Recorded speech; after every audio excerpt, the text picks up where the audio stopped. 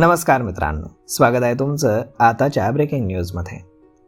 मित्रांनो, गाढव पाळल्यावरती सरकारकडनं तुम्हाला चक्क 50 लाखांची मदत मिळेल हे ऐकून खरं तर तुम्ही हैराण व्हाल, परंतु हे सत्य आहे.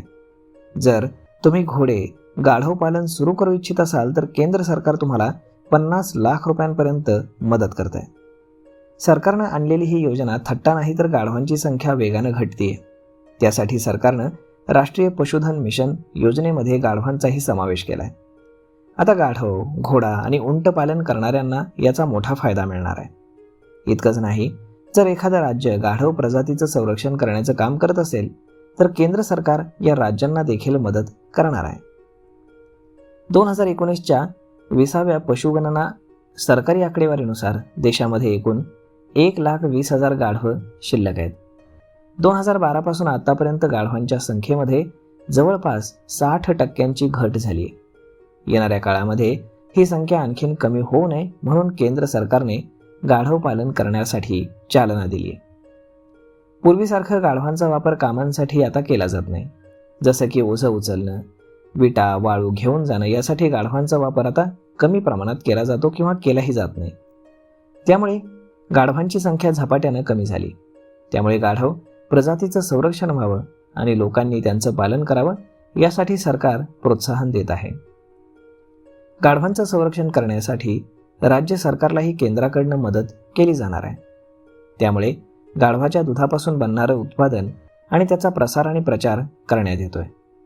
एका सरकारी संस्थेनं गाढवाचं दूध फूड आयटममध्ये समाविष्ट करण्यासाठी FSSAIची मदत मागितली आहे.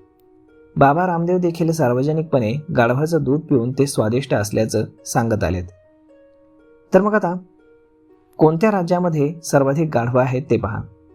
तर राजस्थान, महाराष्ट्र, उत्तर प्रदेश, गुजरात, बिहार, जम्मू काश्मीर, हिमाचल प्रदेश, मध्य प्रदेश, कर्नाटक, आंध्र प्रदेश या राज्यांमध्ये सर्वाधिक गाढवं आहेत. अनेक राज्यात केवळ 2 ते 10 गाढवं शिल्लक आहेत. देशातील 28 राज्यांमध्ये सध्या गाढवं सापडतात. तर मग आता ही योजना काय आहे ते पहा.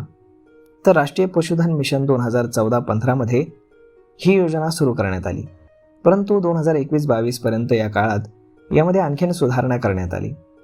या योजनेचा मुख्य हेतू हा रोजगार निर्मिती करणं, पशुधनाचं संवर्धन करणं, मांस, दूध आणि चाऱ्याचं उत्पादन वाढवणं असं आहे.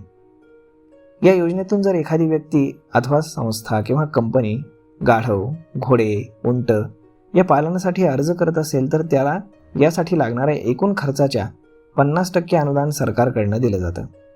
सबसिडीची ही रक्कम 50 लाखांपर्यंत आहे. म्हणजे तुम्ही जर 1 कोटी रुपयांपर्यंत खर्च केलात तर त्यामध्ये केंद्र सरकार तुम्हाला 50 लाख रुपयांची मदत करणार आहे.